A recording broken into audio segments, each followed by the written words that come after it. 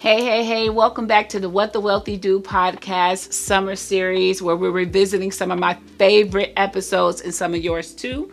I am your host, Stephanie Dorsey, the CEO and co founder of Margins Capital. Margins Capital is an investment firm that not only provides private wealth management education, we also provide access to women and people of color to an institutional quality portfolio of alternative investments. So, this week's episode, we focus on the mind, that mindset, that wealthy mindset that's absolutely necessary to actually build wealth, because quiet as it's kept, we have been inundated with messages that we're not worthy, that we don't deserve, and it comes from everywhere. Trust me, I have a 9-year-old and I am seeing all these insidious messages that break through somehow that I have to help her combat. So in this episode, we're going to be talking about the mental blocks that keep a lot of us stuck and how you can shift them, because you can have all the strategies in the world, but if your mindset isn't aligned, nothing will change.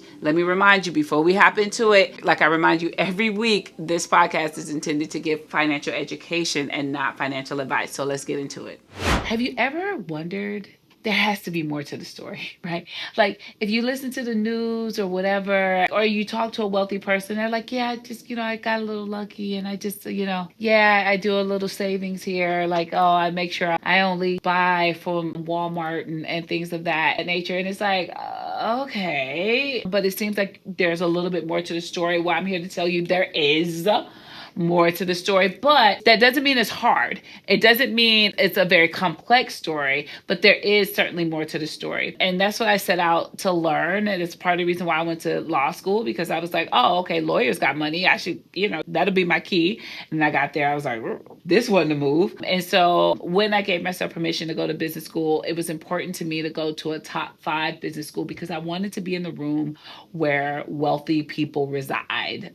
Where the money reside. Where the money reside. Oh my God, do y'all remember? Where the money reside. Where the money reside. I want to be where the money reside. Right?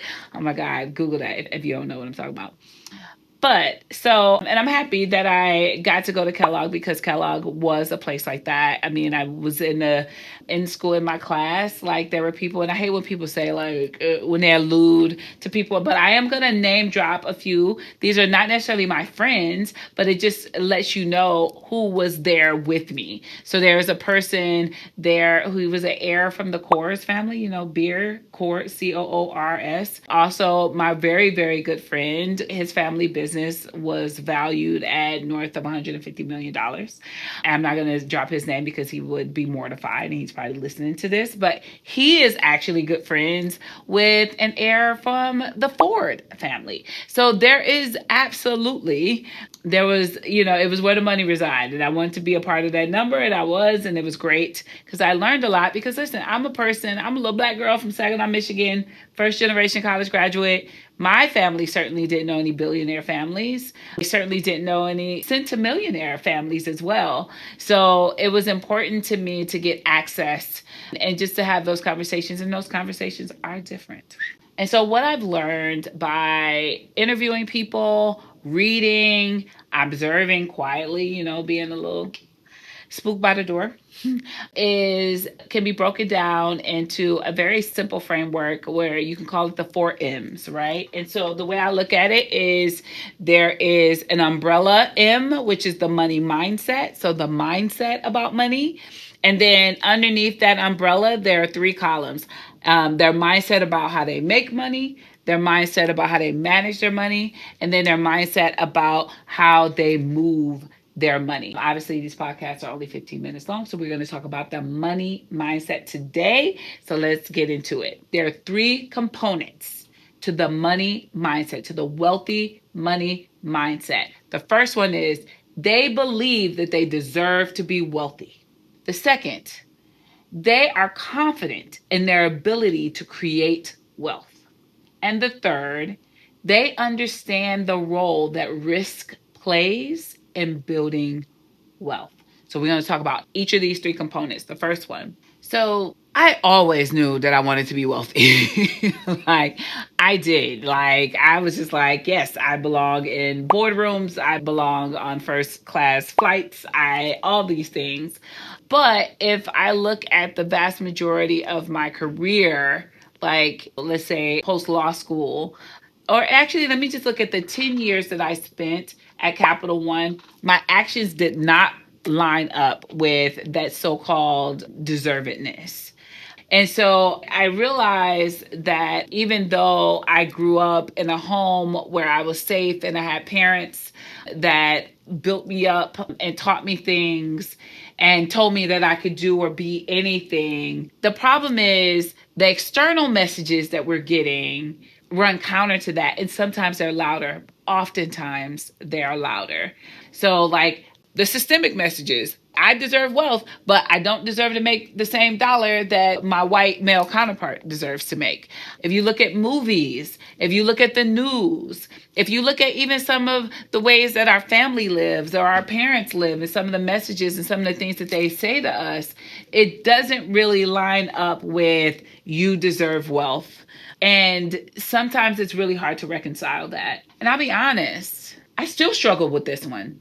Absolutely. I still struggle with it. But what helps me is realizing that those feelings I feel is really just my inner overprotector trying to brace for any pain that might come if I don't achieve my wealth goals, if my business isn't as successful as I want it to be. But the problem with trying to brace for impact is you can do more damage than not.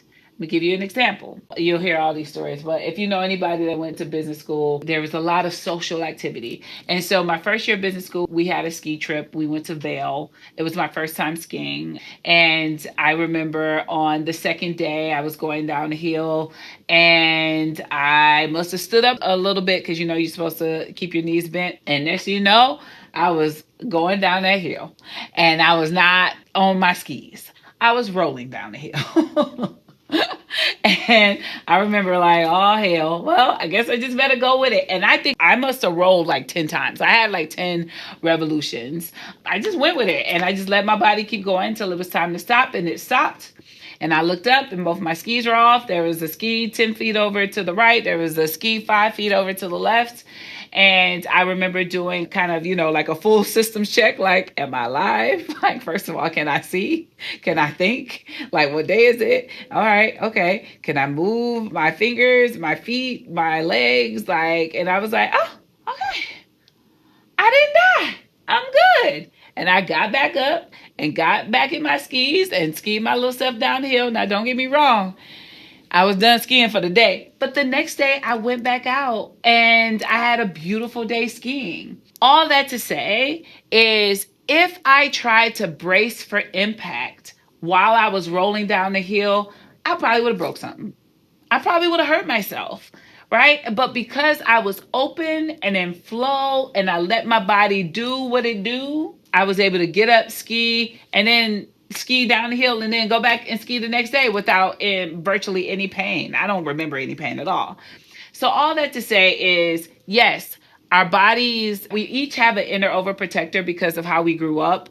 But if we tense up, if we try to avoid the pain, that is probably going to do more harm in preventing us from reaching our goals. So try to stay open, try to stay fluid. If you're at a place where you're like, okay, girl, I got all this information and I still don't know where to get started, you should look into joining me and some amazing women in the Sovereign Collective, where we are collectively working together to support each other on our own independent wealth journeys. You can look us up at joinsovereign.co, where we are holding each other accountable and supporting each other as we build the investment portfolios of our dreams.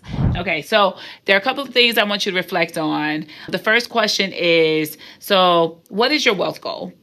Do you know it? Do you have a number? How much money do you want to be worth in 20 years? And I want you to have a number and I want you to say it.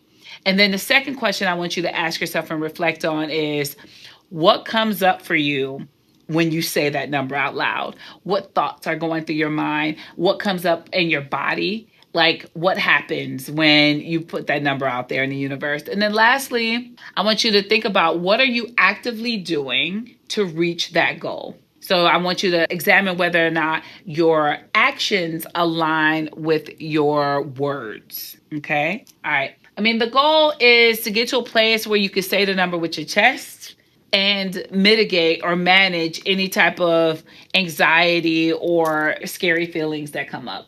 Because it's okay. Fear is okay, but it's not okay to stop us, but it's okay because it's telling us, it's letting us know there's information to be gathered there, but it's not okay to let it stop you from achieving your goal. The second component that we talked about was having confidence in creating the wealth for yourself.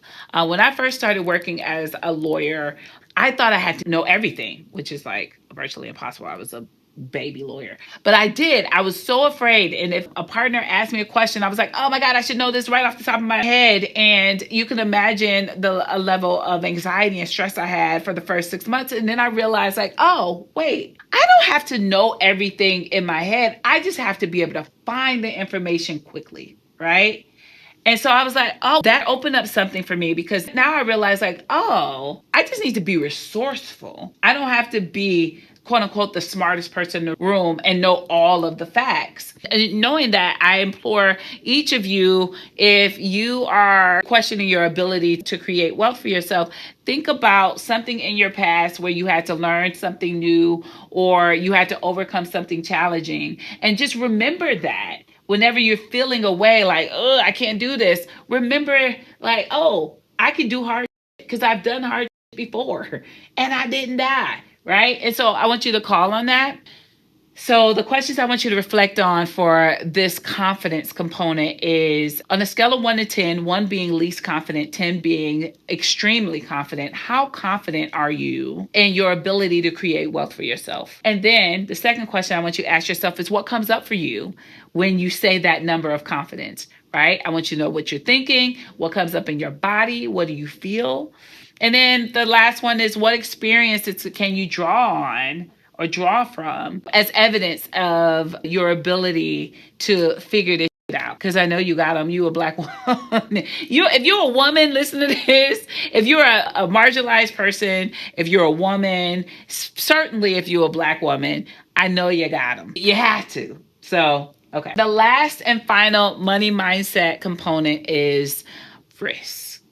Ooh, child. And this one is humongous for our community. And I think it's just because for us, risk is kind of like a matter of life or death, right? Like, you think about, was it risky for Tamir Rice to be playing with a BB gun? Was it risky for Sandra Bland to express her frustration to the police officer who stopped her? Was it risky for all of those black business owners to build up Black Wall Street in Tulsa, Oklahoma in the early 1900s? And it didn't seem to be that risky, but all those people died. And so, yeah, risk, it means something different for Black and brown people, Black women in particular, Black men in particular. It just means something different for us.